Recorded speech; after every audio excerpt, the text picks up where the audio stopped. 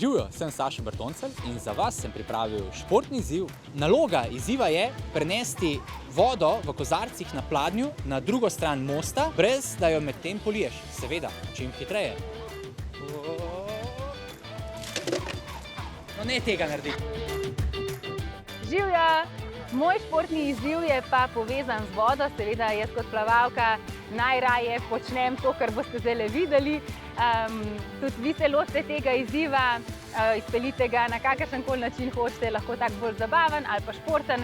Važno je, da greste v vodo, da se ofrišate v teh vročih poletnih dnevih in da ostanete aktivni.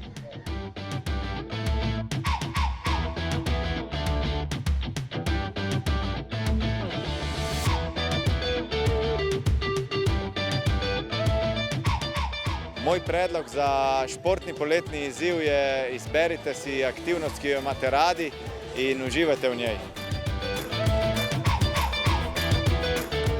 Vsekakor rad igram tudi namizni tenis, se rad sprostim ob tej igri in mislim, da sva danes s Foksijem dobro igrala. Sicer on je imel še malo otežene okoliščine, ampak super dan.